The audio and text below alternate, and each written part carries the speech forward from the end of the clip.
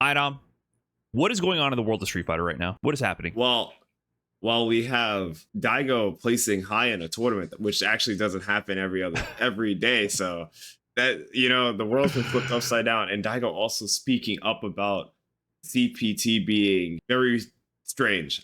That's the way I'm gonna phrase it. Very strange. If you were Daigo in that position, you would say CPT is trash because this man's been getting a little blunt, right? Yeah, Daigo getting second at World Warrior Japan, followed up by Hibiki with Lily getting first in World Warrior Japan #2, which was immediately, that was just following Daigo putting out a video where he's being very critical of the decision to charge $40 pay-per-view for Capcom Cup, not because he's saying that charging pay-per-view itself is a problem, but because Capcom Cup is too boring.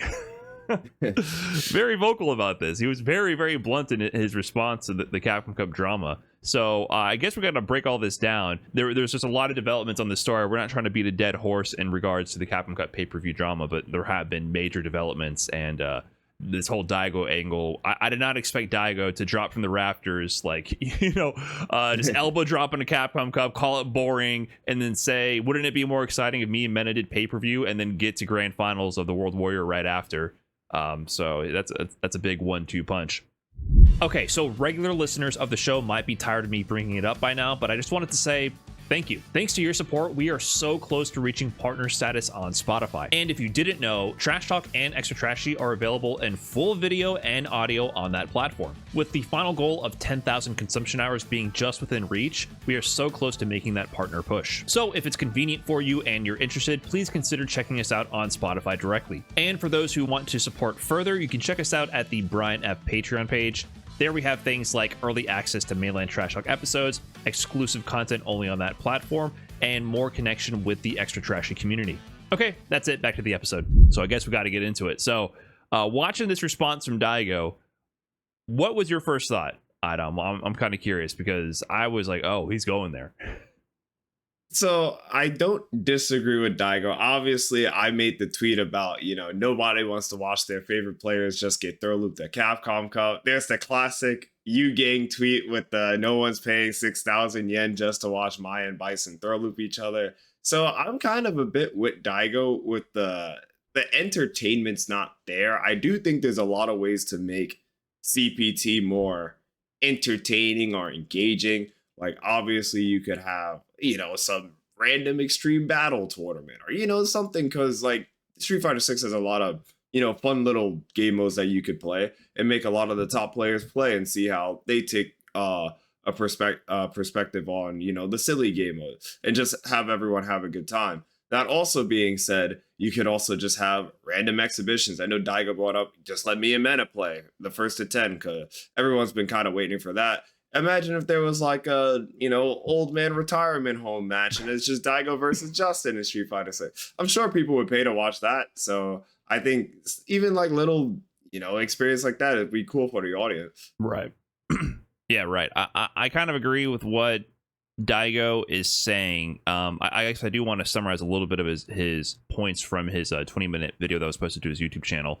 He did not focus very much at all on like any socioeconomic issues with charging such a price, right? That's kind of, I think, the main argument that I myself was putting forth about this, how I think it's a short-sighted move and it really cuts off access to Capcom Cup to a lot of regions of the world, when literally the tour is pulling players from those regions off the back of the hard work of the TOs in those communities to put up a representative, plucking them and putting them to Japan, and then you charge a price where the people from that region can't even watch it. So I feel like there's just a conflict of interest. It's antithetical to the whole format of the tour, right? There's like at its core, it's kind of like not the type of format where you would charge pay-per-view. But me personally, I'm not against pay-per-view as a concept on a whole, and I think that's what Daigo is zeroing in on. And this is coming from a person who has experience putting on entertaining shows, right? So Daigo's main argument is that it's not necessarily the price is too high, it's that the entertainment product and the entertainment value isn't there. It's not worth the price because it's just kind of boring, is literally what he says. And he breaks down a lot of those examples. He mentions how like there's an issue with getting star players to play, and he even brings up an example, like he mentioned, not to toot my own horn, but wouldn't people want to pay to watch me versus Mena RD? And he has a point, because Daigo has done literally this, his Kemonomichi series, which he hasn't done one in a while, but that was like a big deal. These big hyped up events, which would be first to 10 exhibitions across different titles. You know, he did Super Turbo, brought back some OGs for that game. He even did Tetris, I think, for one of them. He did a Tetris one, yeah. And then like the big examples were matches like I think there was Tokido Kawano towards the end of Street Fighter V, and then of course I think the most famous one that I can remember was Daigo versus Tokido in 2018. This first to 10 set has nearly 1 million views on Daigo's YouTube channel. It's pushing up against 1 million, and that's the first to 10 where Daigo is playing his Guile and Tokido is playing Akuma, and Tokido was trying so hard to beat Daigo. They did all the pre-match interviews. They had some like documentary style build-up, giving background on the stakes about how Tokido wants to so badly beat Daigo, and Daigo kind of beat his ass, and Tokido cried at the end. This is the set where Tokido cried in the post-game interview because of how badly he was trying to beat Daigo. And that led into the storyline of eventually when Tokido finally beat Daigo towards the end of Street Fighter V in Topanga League and overcame that. Like, I can finally beat Umahara. That's always been like the final step in the long set exhibition. But that was Daigo constructing an event to build the hype and excitement to watch 2-star players go at it. And so I think that kind of format makes perfect sense for pay-per-view, right? You don't have to watch that, but you might want to, right? And if you miss out on that, you can watch it later, and it's not built on the backs of local TO organizations, and it doesn't pull players from around the world to go here. I think, to me, an exhibition match is a lot more analogous to like a boxing pay-per-view or UFC pay-per-view, which we've seen be done in the past. To me, that makes more sense, right? I'm totally fine with those kind of things. And you start constructing more in-depth narratives, and you care about the players and their stakes. So Daigo's argument is Capcom Cup, the way it stands, doesn't have any of that. And I've been saying that from the beginning. That's the big issue with this, right? With World Warrior, I definitely, I got to speak carefully about this because I've gotten a lot of flack for speaking too loosely about World Warrior. I think it is important to give access with World Warrior to players from all over the world to have a shot to compete at Capcom Cup. However, the problem right now is, for the most part, they take these players from less visible regions, they give them no fanfare and build-up, they put them into the Capcom Cup groups, and then they don't explain who they are. You've never seen their face before, you've never even seen their name, and then win or lose, it's kind of like over, and that's it, right? Best case scenario out of this is Blas, which he broke the mold. But iDom, can you tell me the players who upset Meta RD and Punk and had a substantial impact on the course of Capcom Cup last year? Well, the difference is with that is I was there, so I could actually tell you. Like Salvatore beat Punk, you know, I could give you the whole rundown. But yeah, I understand what you're saying for sure. For the more casual audience or the person who's not going to remember all the players like me, it's very hard to kind of remember their names, remember their faces. So yeah, you have to build up the players, like give them a story. Blas is kind of the only one who got that because he got to grand final. But, you know, only 2 people are going to get to grand finals anyway. So if you're not Blas in that scenario, you're kind of forgotten. Right. They don't spend any time building you up. Yeah, Salvatore and Limestone, amazing players from the South American region, and they were substantial players in shaping how that bracket worked out, right? Like they made an impact on how the tournament ended up. But I feel like that wasn't able to be pivoted into like bigger brand awareness for them or more opportunities because we haven't been able to see them travel internationally to go to more offline CPT events, right? They ended up just going back home and playing in the World Warrior region again, right? But to the audiences, the more casual audiences, they came, caused an upset. They beat the players that people know, Punk and Meta RD, and then that was it. All they really did was disrupt the viewing process to the casual audience for the players they know, because Capcom didn't spend time to build up these players so that you care if they win as well. Obviously, their fans back home from their region, their supporters are going to be really excited about it, and I think that's kind of what Capcom is banking on. But there's also the rest of the world. Everyone needs to be caught up to speed on why I should care about these players. And that's what Daigo really goes into. Like, give a little bit of backstory about these players' lives. He says, I'm sure none of these people are living normal lives. If you're getting to Capcom Cup, you have done something crazy. Like, you have sacrificed something in your life to make that happen, right? No one getting to Capcom Cup is living a normal life. And even if they are, that means they're living a dual life. Even if they're working a 9 to 5 and, you know, they're doing this after work, that alone is crazy, right? So Daigo talks about hyping these players up and making storylines out of them and trying to create star players and create these narratives, or expose the narratives that are naturally there to make people care. Because I think it sucks that these players come from all over the world and they have an opportunity to make an impact. Blas did it, and Blas spun this into a career, and that's amazing. It's an amazing success story. But what about everybody else? You know, what about all the other players from all over the world? Those group stages don't mean much to the casual audience. They kind of just skip over. Like, to me, the group stages for Capcom Cup has been kind of fluff, even since like the beginning of starting it in like 2022. If you don't make it out of groups, it's like, oh well, you know, sucks to suck, but that's the end of the run. That's kind of why I like the original double elim bracket. Like, it's weird because Daigo brings up the fact that you're playing in a normal like double group bracket, and then you're eliminated, then you're out. But I felt like double elim bracket kind of like built up the hype, like, oh, you beat him, then you gotta beat him, then you gotta beat him. You keep going up and up and up. Then obviously you're gonna get to winners at grand final. But the groups, to me, is just kind of like lazily done, and then it narrows it down to top 16. Then you actually get more engaged. I feel like, I don't know if you feel the same way, but I'm more engaged with top 16 than I am with the group stages of the Capcom Cup. Absolutely, yeah. The stakes are much more clearly communicated in a double elimination bracket. It's just very obvious. Maybe the problem with the tour right now is they have no way to seed properly because they're qualifying from different regions. And I'm not saying it's an easy issue to solve, but the way a double elimination bracket works and why we do it is not.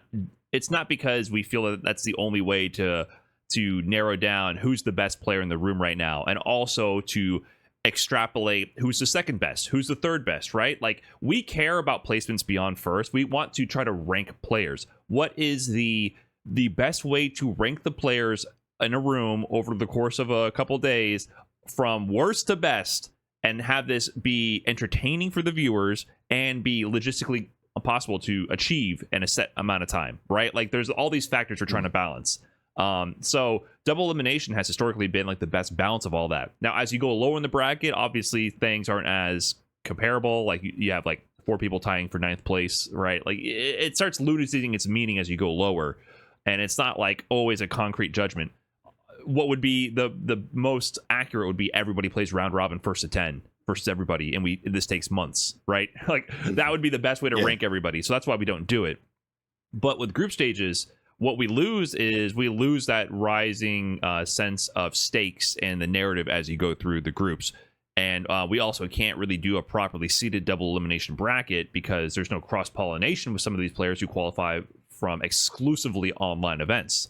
Normally, the tour was solving that by having the points. You use the points to seed things from CPT. But now, if you qualify from a region and you've never been to an offline event, who's to say where you should be placed in the bracket?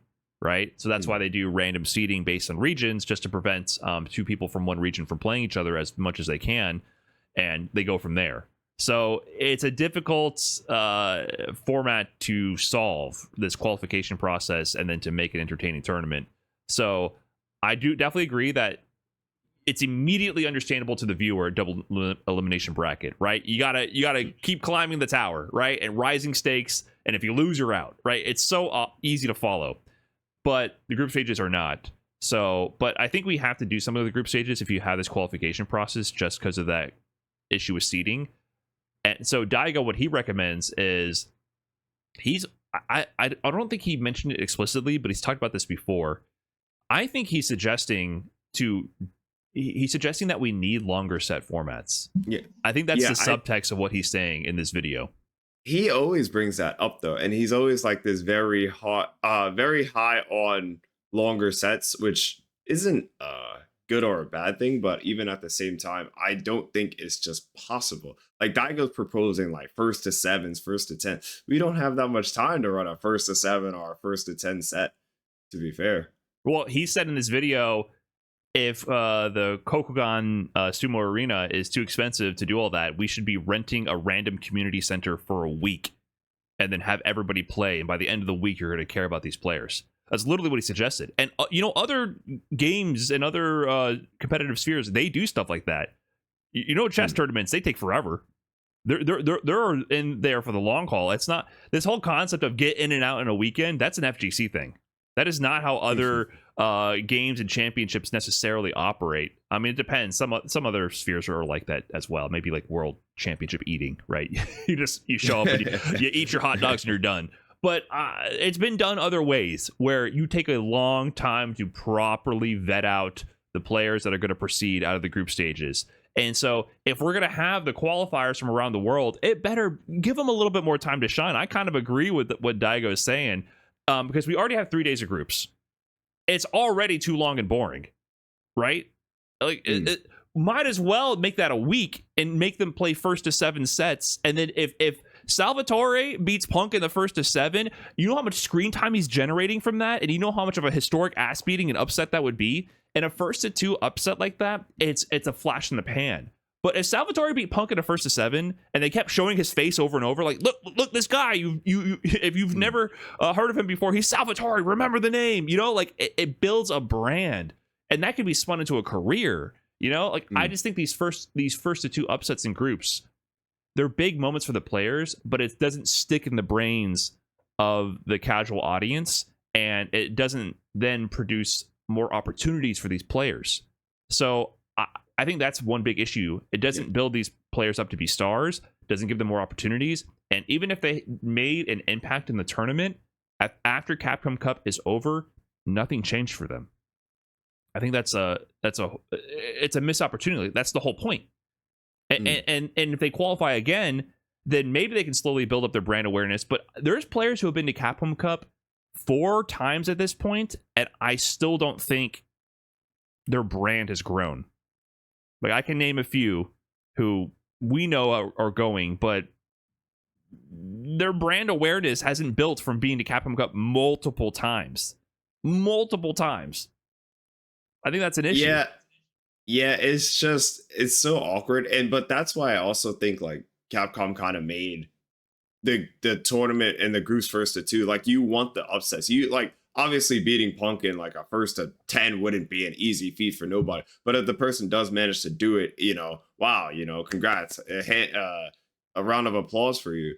But that's also why I think they keep it first to 2. They want the upsets to happen. They want that kind of like flash in the pan. Oh my God, I can't believe that happened thing. So I think it's good, but I also think there's a reason they're kind of avoiding the long sets thing. Hell, we've been campaigning for CPT to be first to 3, which is only one more extra game, and we still haven't even gotten that. Yeah, I mean, I think for open bracket tournaments, extending the formats is obviously going to be an issue because of logistics, right? But I think Capcom Cup is where they can get creative. It's their whole event, and it's people who are qualified for Capcom Cup, and it's a closed bracket qualified event. Open bracket, there's a lot more restrictions for open bracket. I think we obviously should be doing first to 3, but I'm not going to sit here and ever say first to 5 or first to 7 for open bracket. Capcom could get creative with all the things. I've been saying they could get super creative with Street Fighter League, and they still haven't done that. Their actual like Capcom sanctioned events. Like, obviously, there's no other games being played there except for like Street Fighter and whatever other Capcom game. But they could do so many cool things just with like their own little event. But they kind of just want to keep the whole first to 2 flash in the pan thing. We've seen upsets happen at Street Fighter League, but right. That's still first to 2. Like, we don't see as many upsets with the last player match, but in the earlier stages, it's like, oh, first to 2, anything can happen. Yeah, but I think I at this point I would argue I think that's totally misunderstanding how entertainment is generated.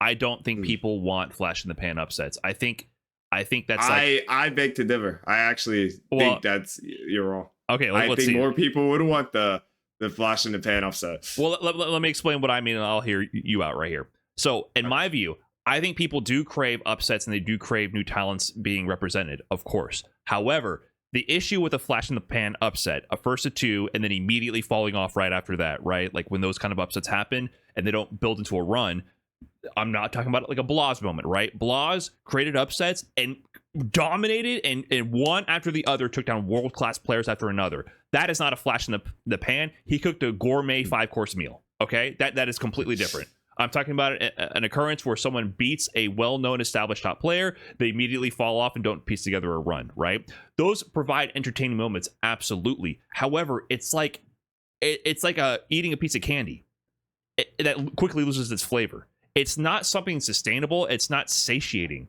It's something that is, oh wow, that was a cool moment, but quickly loses cultural relevancy, and it's not like a moment necessarily that people look back on. It doesn't build brands. It doesn't build players up to be consistent and known players in the scene. It doesn't really serve that purpose. It's more of like something that's just a novelty, something that you go, oh, that was interesting, and move on from. If someone wins in a 1-to-7 set versus a known top player, and they do a little bit of buildup between the players, and it's the same idea. Imagine Salvatore beating Punk in that 1-to-7, that Capcom Cup group. I don't believe Salvatore didn't move on from groups either. Both of them ended up being eliminated, right? But imagine the same way played out, but Salvatore, it was 1-to-7. You would know so much more about Salvatore, where he's come from, his struggles to get here, and understand how much he sacrificed to get into this position. And then he managed to beat Punk in a 1-to-7 in the mirror match at Capcom Cup, and you had all that screen time. This is gonna burn into your brain and put some respect on the man's name. It's going to mean a lot more and be more permanent in the minds of the audience, in my view. So, and I think those moments are much more impactful. And on the flip side, if the upsets end up happening less because the longer format prevents upsets from happening as frequently, because it averages out, oh, these top players are top players for a reason, they win more on average, I think what happens is that means the stars naturally float to the top more often. And then you get to the rising stakes of action between the known star players, and the storylines are already in the minds of the viewers, and you don't have to have issues with the narrative. It's naturally there. I think it solves both problems. That's my view. So I want to hear what you think. I think having the shorter sets and just having people who don't get as much spotlight is better, because, like I said, I know what you're saying, the flash in the pan is obviously bad, but it's still an opportunity. Obviously, we see a million upsets, and just, that's just how Street Fighter 6 works. But to be the top players, I know you like saying them as like the star players, but then I think other people are, even other figures in the community, just see, oh, the star players are kind of gatekeeping. Now, I'm with you. Like, if you're better than me, you're better than me. You got it. But they're kind of more gatekeepy, and then it's like, oh, well, I can't get what this guy's getting because he's just like infinitely better than me. But obviously everyone wants to achieve that same kind of position. So it's weird, because it's just, as a top player, like, I obviously want the thing that you're describing, but at the same time as seeing the flip side of it, I can see how people would want the other way too.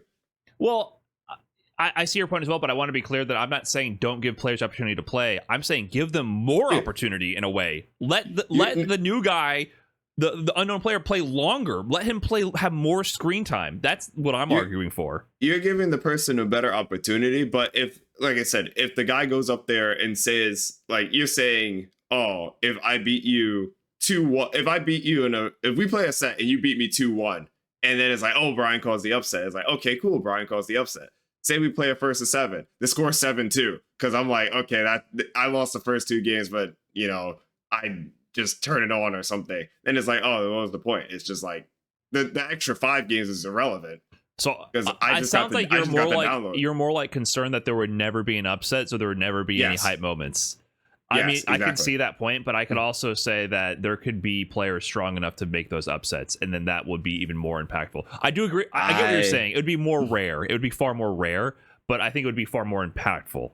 And then I think that on the flip side, by the time you get to the later stages in the bracket, you know what's going on. You're involved. Yeah. Mm-hmm. And even say Salvatore or like Limestone versus Meta RD. Even say like they end up losing in an alternate reality where these were longer sets. I still feel like that's good for their brand, because you give them time to shine. You build up their character. Oh, this guy got so close to beating Meta RD in a long set. Broski versus Meta RD at Red Bull Kumite, New York. Mm-hmm. Broski lost that set. People still say that was the best set of the tournament.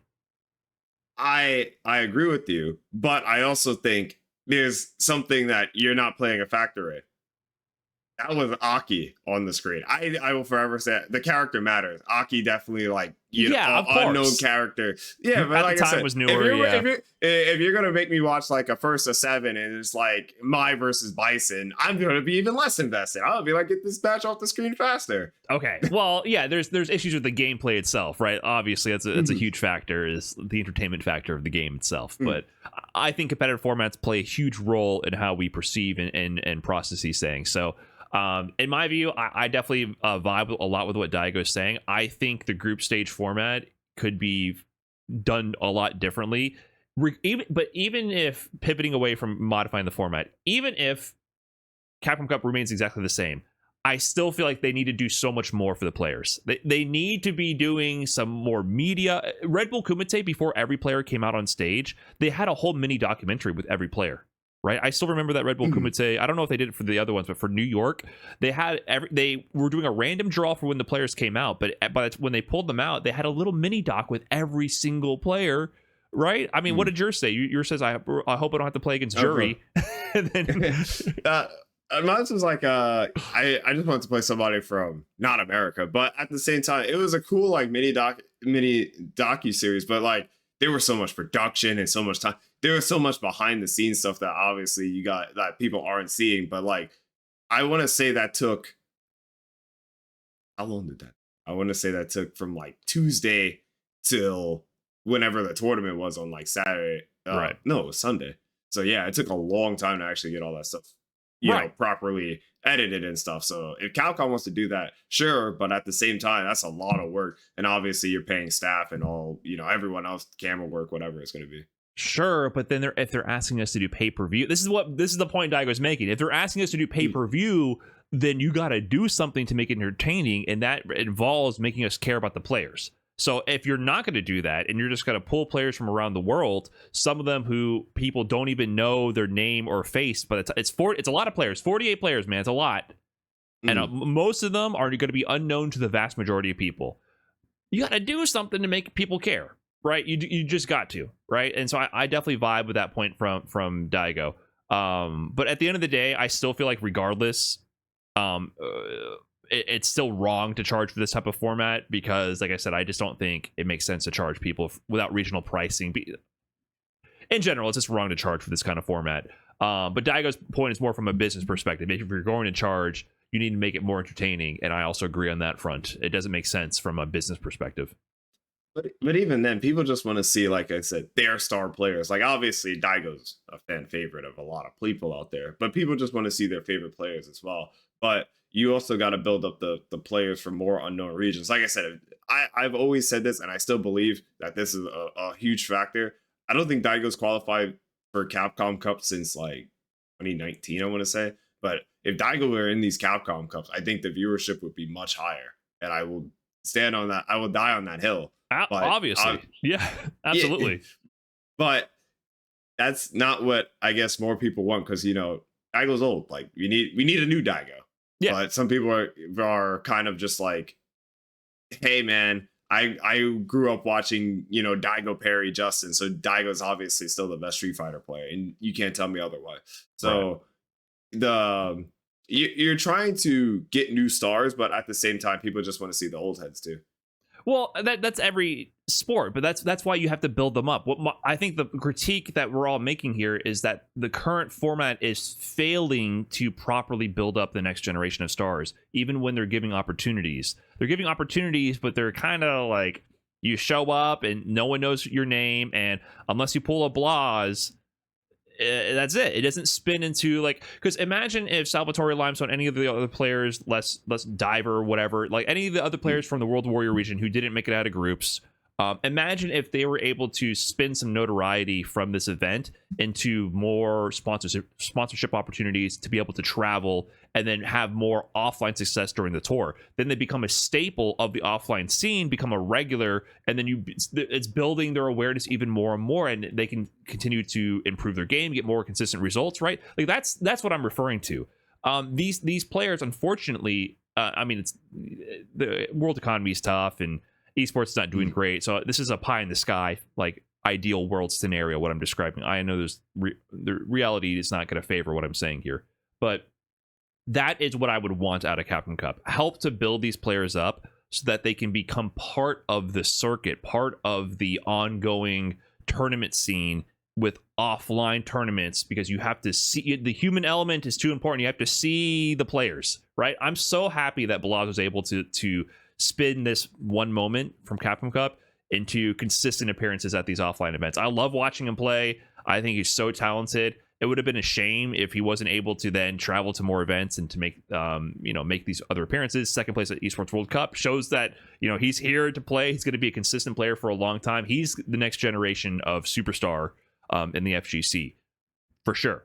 And so I want to see more of that, and I want to see Capcom make an effort, like Daigo is saying, to somehow build up these players. If you're in Capcom Cup, you should feel like a superstar, right? Like, and they should.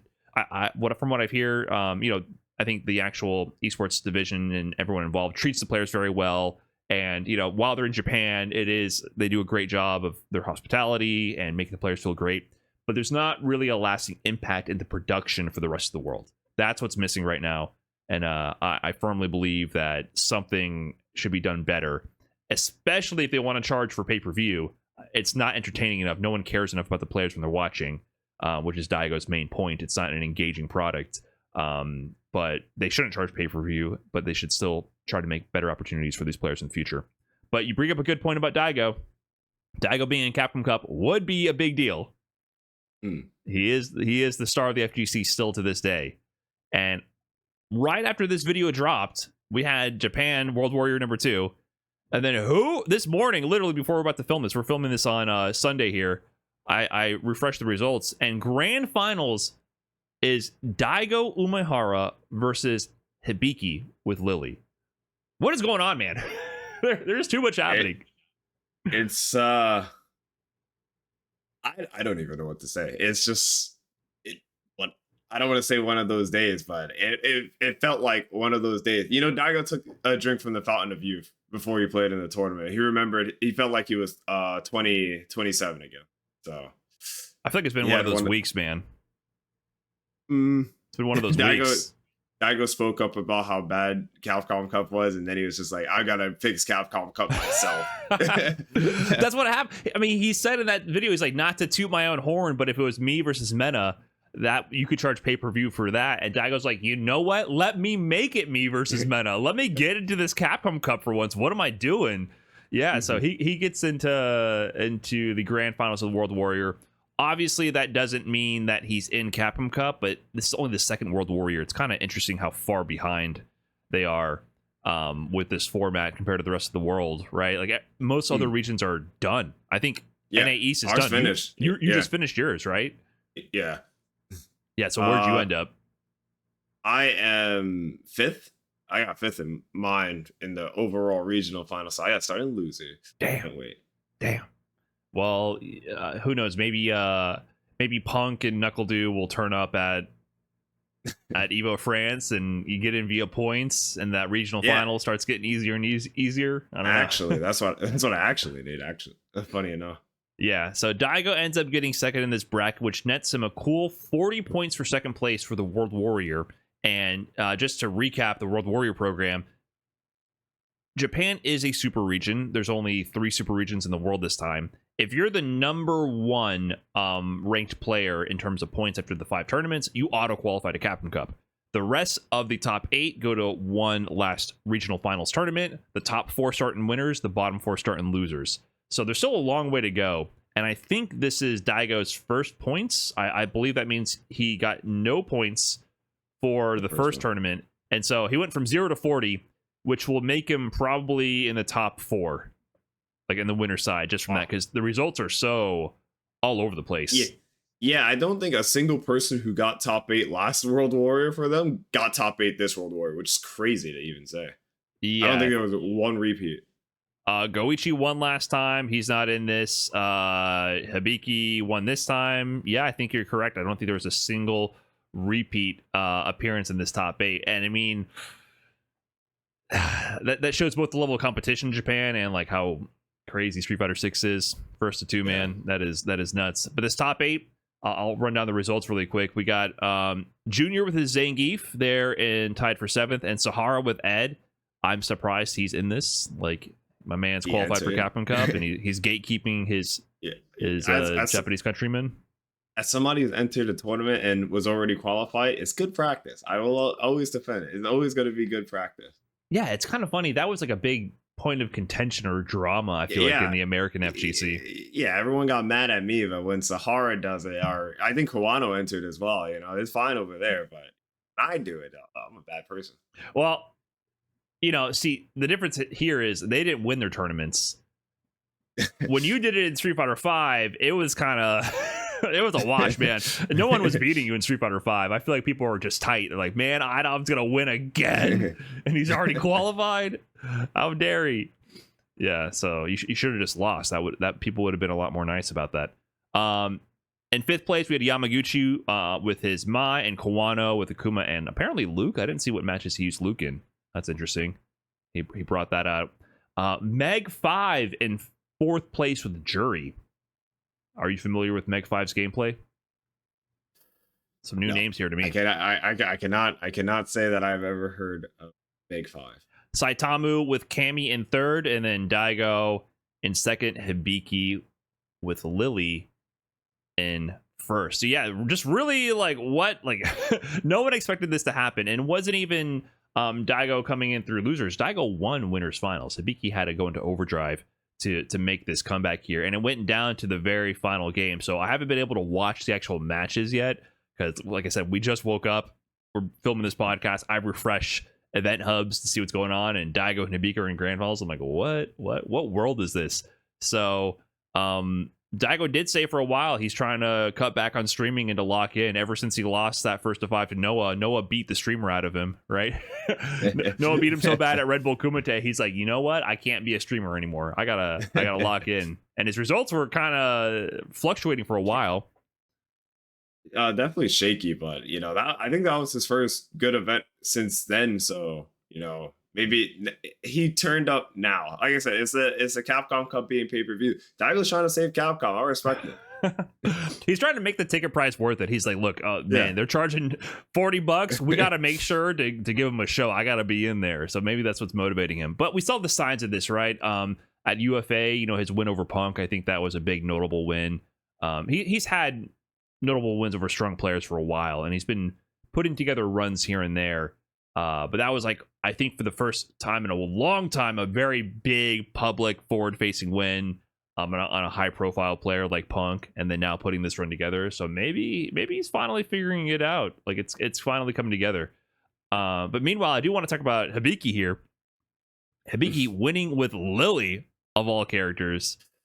Yeah, it's something to say because, like I said, I personally think Lily's the worst character in the game, but you know, Hibiki still won the most stacked World Warrior. I think there were like 1,700 people in this one. I think they had to put a cap on this one because there were too many people in the first one and it took too long. So they had to put a cap on it. But a strong region. Everyone thinks Lily's a bad character, but Hibiki still did it. I don't know how. I didn't get to see any of his matches, but he won the tournament somehow. Right, yeah. Hibiki has always been referred to as the best Lily in the world and has put together tournament runs that went pretty deep into these Japan online brackets and has taken sets of her top players for a while. I think there was a World Warrior last season where he actually played Daigo like round 1 and beat Daigo. Like before he was in those like top player seeds, he was unseeded into Daigo and immediately beat Daigo. So it's kind of fitting that they ended up playing again now in grand finals. But some of the players he beat Haitani, he beat Kosa, and of course took down Daigo there. So it was just an interesting top 8 in general. How many sort of like newer players we're seeing. I think the previous top 8 was a lot more of the established pros, right? Last top 8 was Fujimura, Kobayan, Haitani, Tachikawa, Satoru, and Kings Vega were like the newer players in the scene, and then Dogoro Goichi. That was kind of the OGs.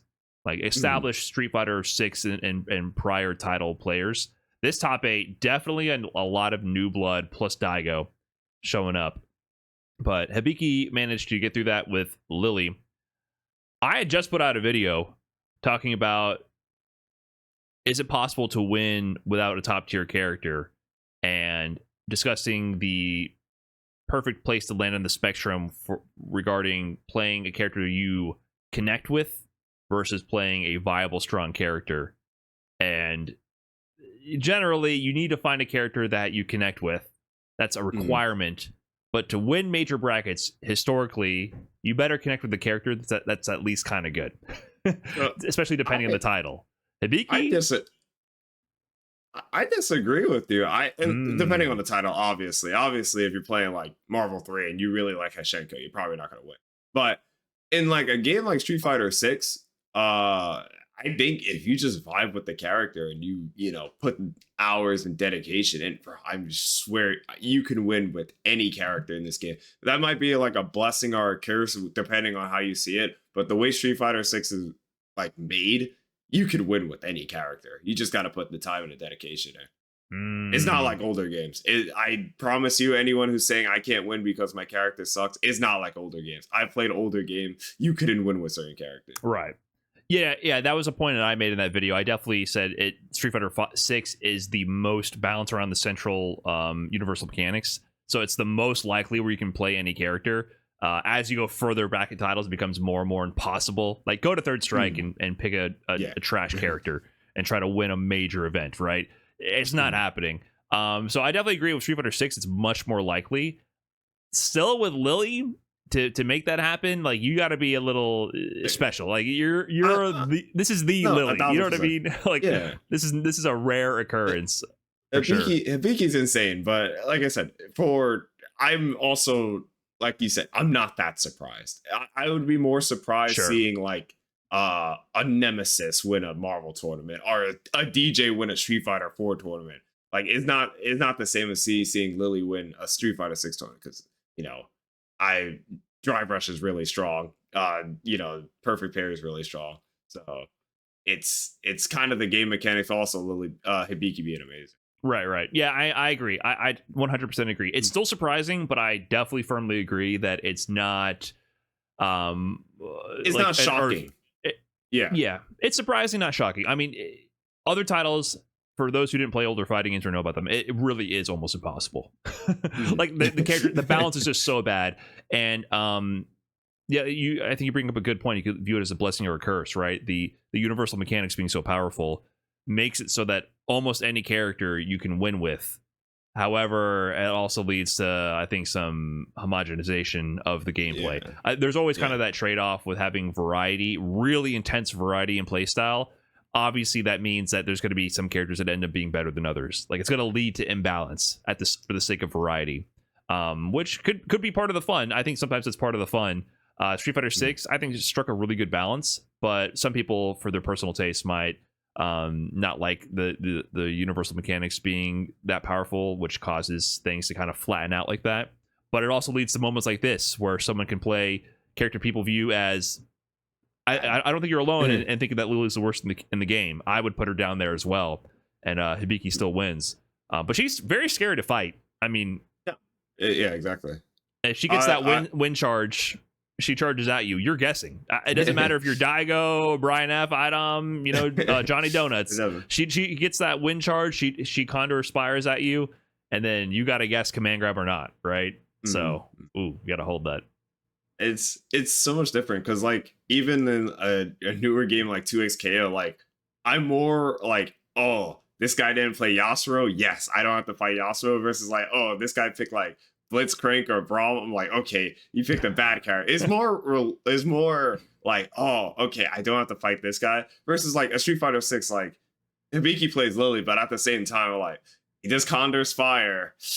I'm guessing at this point, so it's kind of just like scary. But like I said, it's very balanced. It's a balanced scary. Yeah, right. And Hibiki is definitely so like a cut above your average Lily. There's people bring up an interesting point when we talk about these conversations. There's a bit of a self-fulfilling prophecy when it comes to weak and strong characters. Strong players always end up gravitating towards strong characters, because why would you waste your potential like that? So it ends up usually being that the lower tier characters have a player base of weaker or more casual players, right? There's kind of a self-fulfilling prophecy that occurs there, because when you see like a player like Hibiki, your average Lily is not doing things like anti-airing with DP every single time like he does. He was cross. I remember I watched him play one time and I was like, oh, Lily can do a crosscut DP.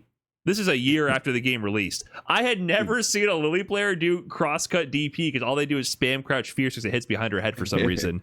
And he was like walking underneath people and doing uppercuts to set up Oki and get more optimal damage from the anti-air. Like, he clearly had a level of technique and experience with the character that seemed unfitting for a character like Lily, who was generally played as a much more like guerrilla one-note character. Yeah, and he was bringing gimmicky finesse to the character, and I'm like, are you wasting your talent here, Hibiki? Like what are you? That's not what you're supposed to do here. You're supposed to press heavy punch, anti-air behind your head with your crouching heavy punch, and then counter spire. That's it.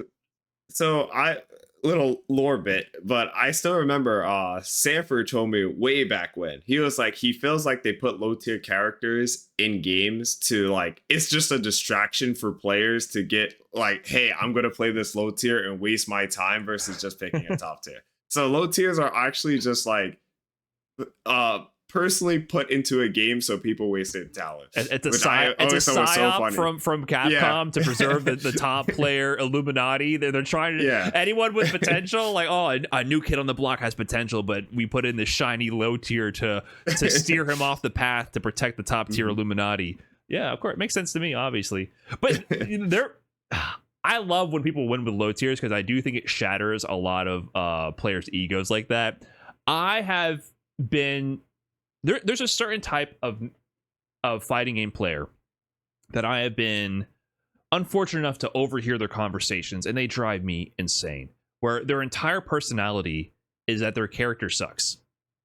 That's their entire personality. And all they do is cope about why they can't win because they play a bad character. And I remember witnessing this firsthand, overhearing it firsthand in the Street Fighter 4 era, right? Which it was more true back then. This is very true. If you were picking a character like Dan or DJ, I mean, even Dan was actually a lot better by the time Ultra came out in the end. He had some sauce, actually. But still, he's not winning major tournaments, and DJ had a lot of problems. Yeah. You know what you're signing up for. Like, you're signing up to lose. You're signing up to see if you can make some upsets and then eventually taper off and lose. Like, that is your goal. Like, this going into it. But then some players would make their whole personality, oh, you're so lucky I'm playing a trash character. Oh, my character's so bad. And I was like, if you care, they're not even being funny about it. It's like, if you actually care, oh man, fuck, why is my character so bad? Switch characters. They live in this state. There's a certain member of the FGC who lives in this delusion or this sphere they built around their ego of, my character is bad, that's why I lose. And when someone like Hibiki comes out, or someone who plays your character, and they win a major event, it starts to shatter that little armor that's protecting your ego. It starts to chip away at it. And I love that, because either put up or shut up, man. Like, if you're playing a low tier character and you seriously are caring about winning, then give it your all, accept your character's shortcomings, and vent, whatever. Fighting games, people get salty, you're gonna vent here and there, but like, you gotta accept accountability for the character you choose, right? I don't know if you've experienced these kind of players before, but that stuff drives me nuts. Yeah, I've seen players like that, but that's, like I said, a lot of people could just get away with that. There are plenty of players like that in Street Fighter 5. But like I said, in 6 is much different, because there's not really any bad character. I don't like when people even say like, oh, Manon is trash, because like, I don't think she's that bad. I feel like if I put more, time and effort into the game, I would do a lot better. But at the same time, I don't think it's, oh yeah, Manon's trash, that's why I'm losing. Yeah, no, she's definitely not trash. I mean, obviously we see consistent trends, right?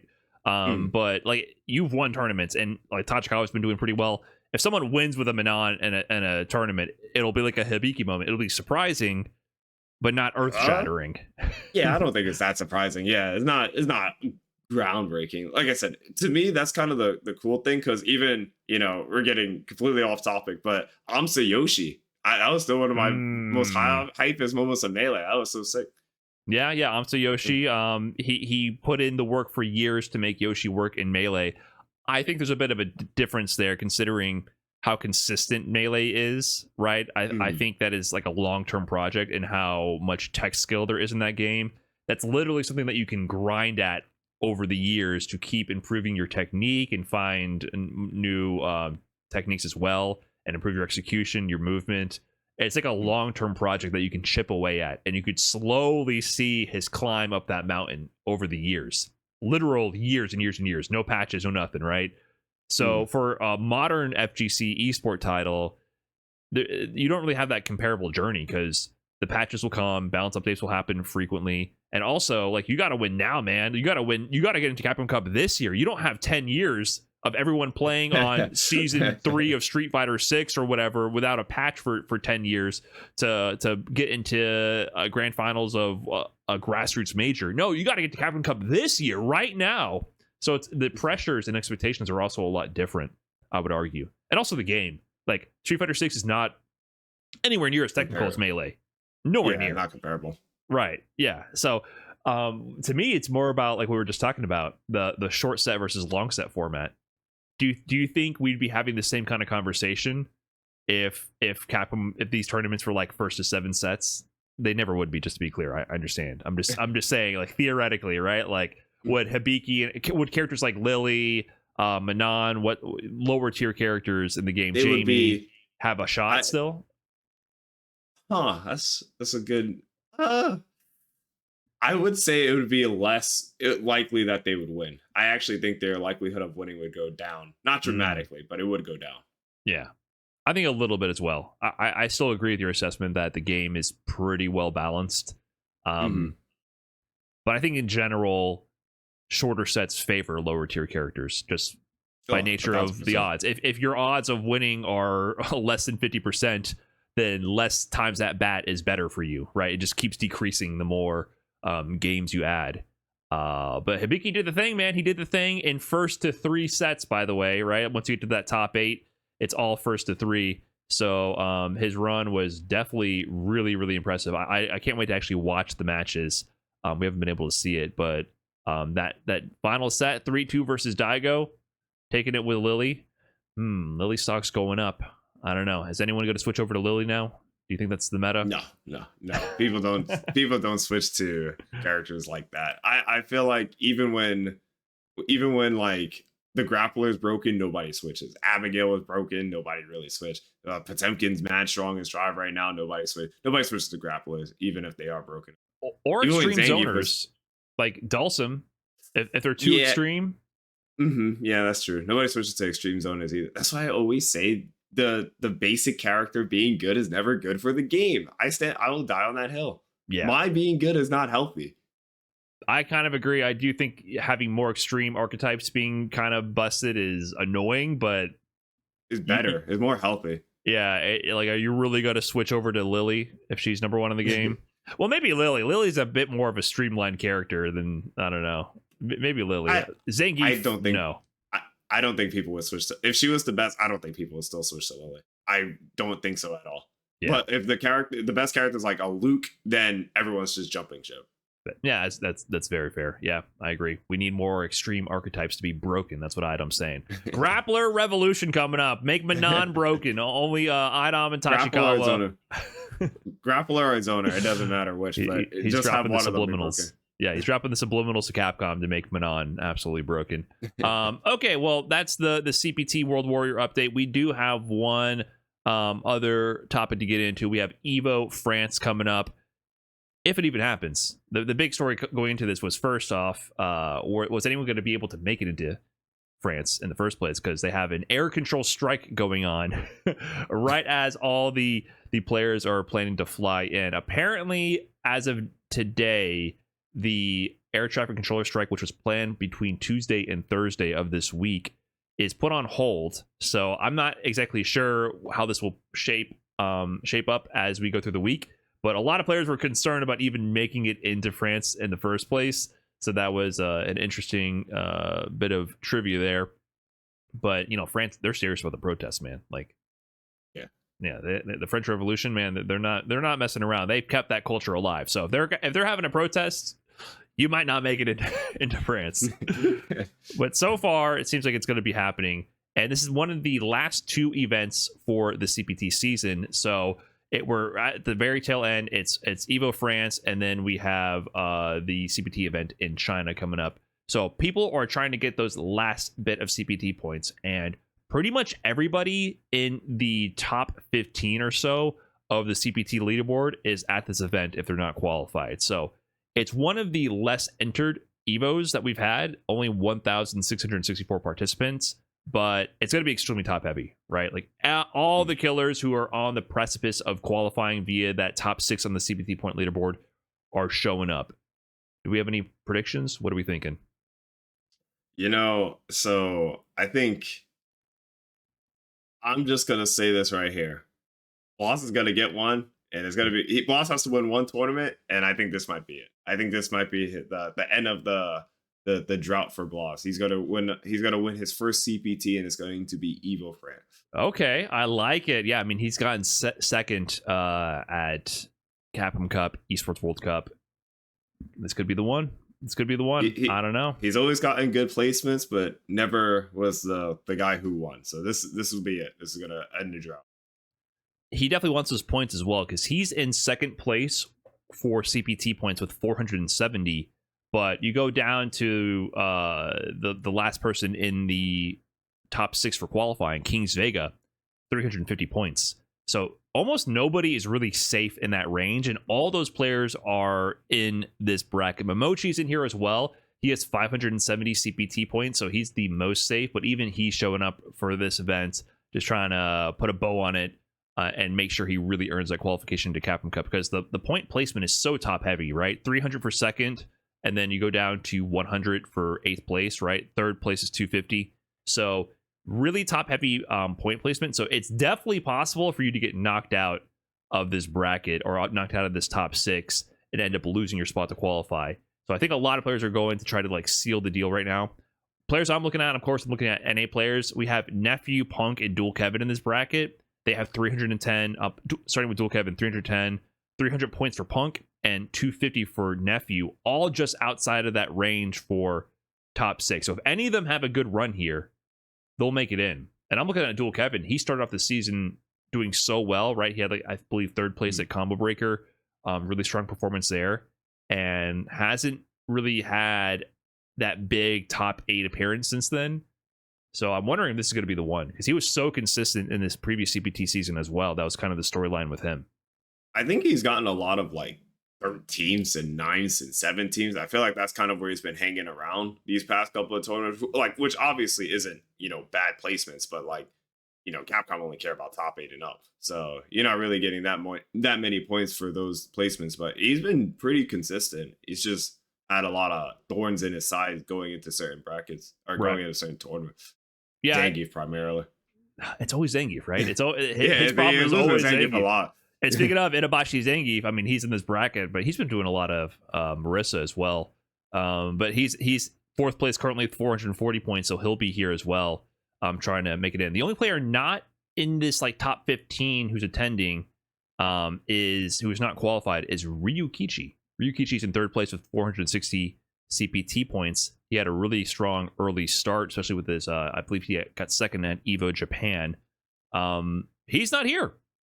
And you were saying he's having a bit of a character crisis. Yeah, so that was the CPT started before the season 3 patch came out. So that was when we were still in season 2, and Ken was still kenning and had a really good throw loop, had kind of everything. But then like season 3 came out, Elena came out, and then Ken got nerfed, and he was still going to events, but like Ken was still kind of not as good as he was. Ken got nerfed. I don't like saying Ken got nerfed and it's relevant, because I'm not trying to be like Phenom and say, Ken sucks, kind of how Phenom's probably been putting everything online and, spreading the Ken propaganda. Ken's still pretty good, but I know he's been switching. Ryukichi's been switching over to Mai. Hell, Phenom's even been switching over to Mai, but he's kind of like not a Mai player, if that makes any sense. It's like, I guess he doesn't really vibe with the character, or maybe it's just having struggles learning the character, maybe.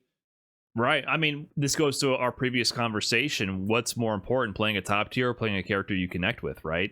So maybe the power difference between Mai and Ken in this patch currently is definitely noticeable.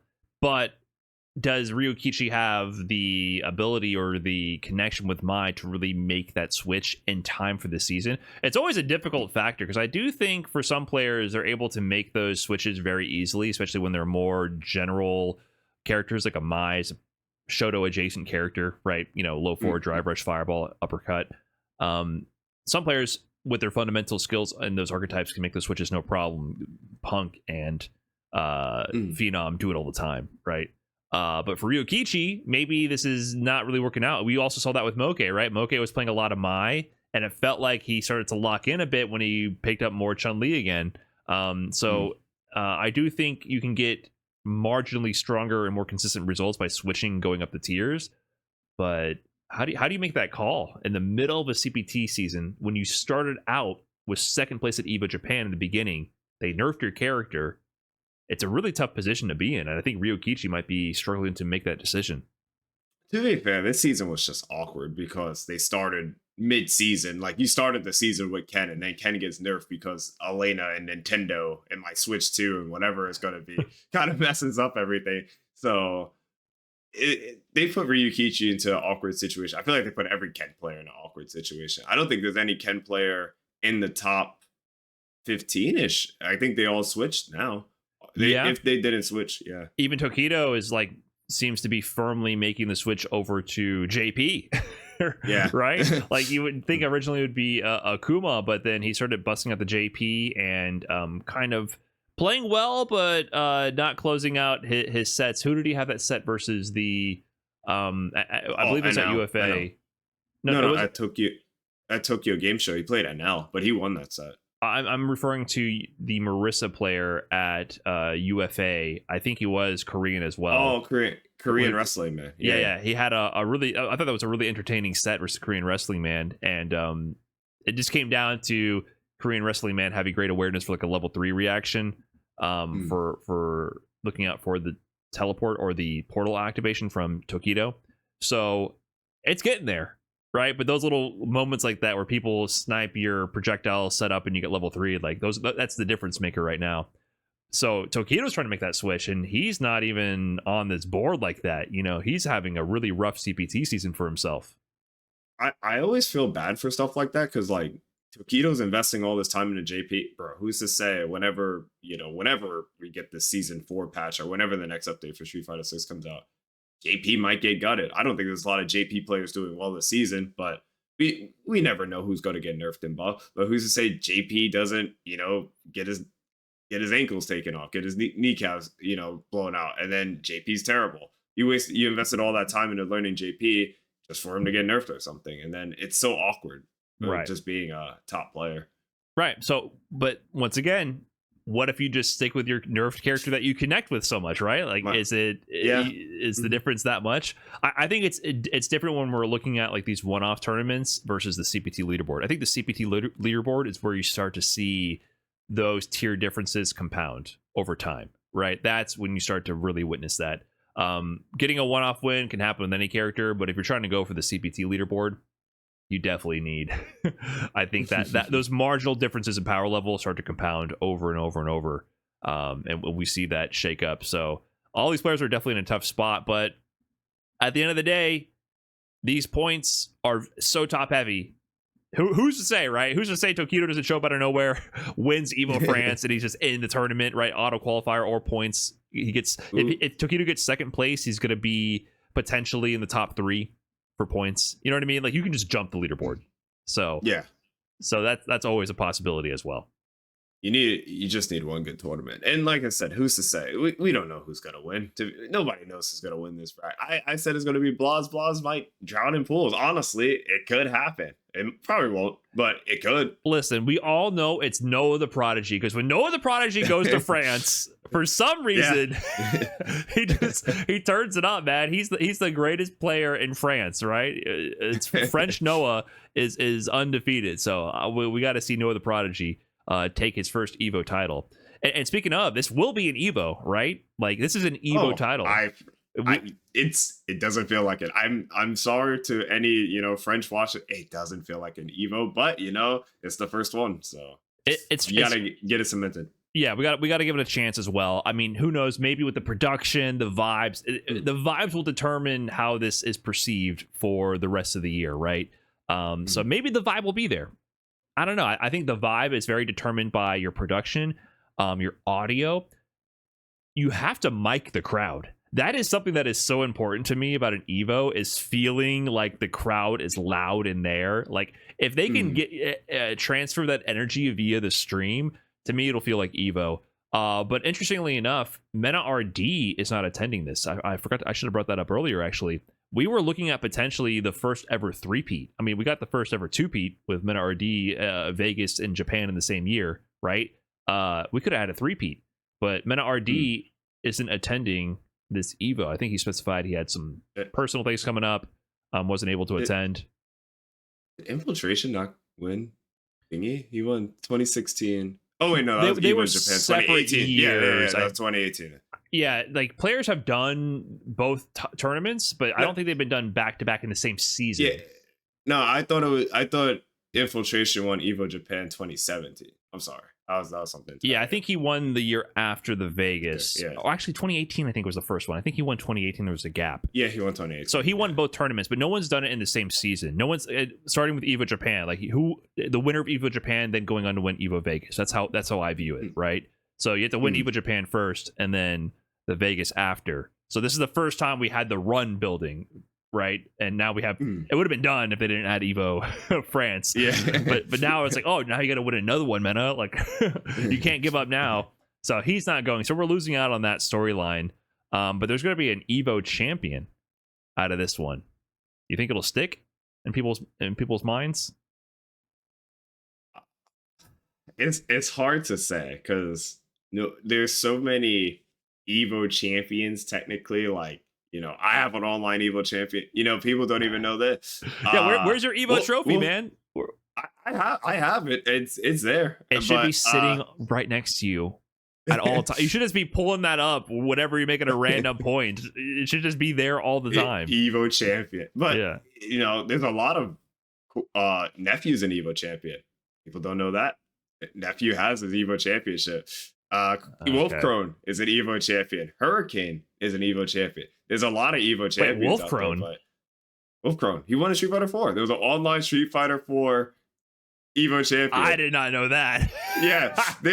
I knew about the Street Fighter 5 ones. I did not know about Street Fighter 4 online Evo. Wolfcrone is an Evo champion. But they're all not obviously there's different weights to them, but I hope this one has the same weight as the Evo Japan one. But it's hard to say. It depends on who you're asking, really. Right. It's the first year. I think it has to build up its legacy, because I always mention, I feel bad for players like Nauman and Oil King. They're both both Evo Japan champions for Street Fighter 5. I mean, I think Nauman's is a little bit more notable. It was in the middle of the game's lifespan, and he did it with Sakura. But Oil King winning after the final Evo Vegas for Street Fighter 5 and right before Street Fighter 6 came out. I don't know. I just don't feel like when people think of Oil King, do they think of Evo champion? I feel bad for ragging on him for that point, but I'm just pointing out an issue with the format. I don't think people have that mental picture. Honestly, I think you probably just informed a lot of people that Oil King won Evo. Yeah. Yeah, it's a bad time. People are just waiting for Street Fighter 6 at that point, So, Oil King did win Evo Japan after getting top 8 at Evo Vegas. He got 5th or 4th at Evo Vegas that year, and then also won Evo Japan. So he had a great final year for Street Fighter 5. He was on fire for sure. So we'll see who makes history, or if history can be made at this Evo France. I'm hoping it comes together. If we're gonna have 3 Evos, I'm hoping that they feel all legit. So hopefully the players have a great time. Hopefully it's a good show. We'll see how it all pans out. Let's get some predictions in the comments. I want to see what the people think. Who is going to win Evo France? And how much will you care? I'm very curious. What people think about this. But I think that's where we wrap it up here for this episode of Extra Trashy. iDom, listen, the floor is yours. Any final words for our audience who is so enthralled with our show here? I have to say, I've had kind of reformation, I made my apology video for Street Oh Fighter my 6. God. So, I've been kind of reformed. I've seen the light. I understand the blessing that is Street Fighter 6, and I am thankful for all the great matches we are going to receive at EVO France. I'm sorry, I'm getting the Evos mixed up. But I can't wait to watch the gourmet Street Fighter that will take place at EVO France, and I can't wait to pay $40 for Capcom. Zoom out your camera right now. Can you pan the camera to the right? Who's sitting off screen? Do the Cap Cops have you in their sights right now? What's going on here, iDom? No comment. Just thankful for every day we have Street Fighter. Okay. Well, thanks for sharing your true feelings there, iDom. We surely do appreciate it. All right, guys, we're gonna wrap it up here for Extra Trashy. Thanks for tuning in.